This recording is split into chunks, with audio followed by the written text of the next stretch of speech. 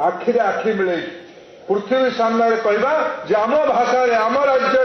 जन ए प्रकार व्यक्तित्व थे जे प्रकार वैश्विक दर्शन देते यहीटा ही तो हम विश्व आम गणकवि को आम आम जगह रखी यहाँ फरक महांगार रखिले चलो नहीं ये तत्व को आम वाशिंगटन आमर जोबरा ब्रिज तक बसी आम तत्व संत कवि भीम भोई कही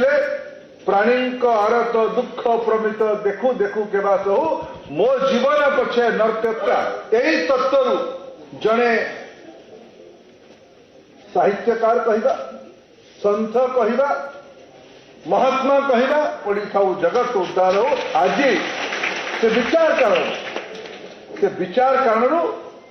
यूएनओ रे यूनाइटेड नेशंस रे ही सेटा हे गई को भारत सरकार रो दया रे मोहताज रे संत कवि भीम भोई कना यूएन रे जाई विचार कारण जाई तत्व कारण जाई केबे केबे मते लागे तांको ना स्वर्णाक्षर रे लिपिबद्ध है मु तार इतिहास को चेष्टा करके बुझिबा पई को राज्य सरकार रो प्रचेष्टा आगे ओडिसा रो विभिन्न अंचल को प्रवास करला बेले बुलिला बेले ओडिसा रे कोणे कोणे अनेक प्रतिभा मान अच्छा आम बण मल्ली बण में रही जाऊँ आज गोटे समय आसी आम ओडिया पिला माने अंचल अंचल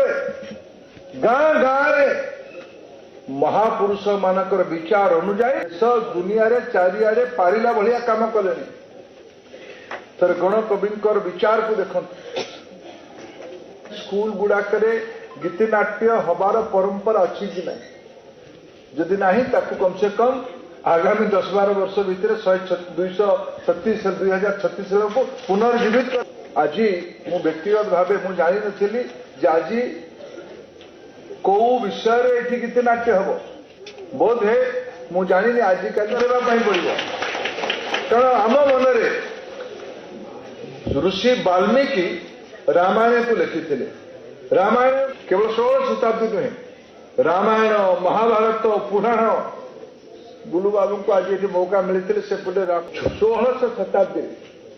ठीक कहले 16 शताब्दी कवि बलराम दास लक्ष्मी पुराण लिखी मोर जीवन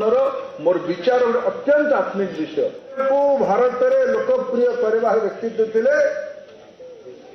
तुलसी महाराज आचार्य तुलसी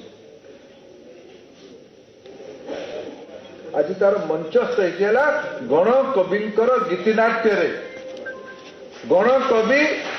16 शताब्दी रामायण महाभारत आरंभ कले रामायण पढ़ी जाई पारथांते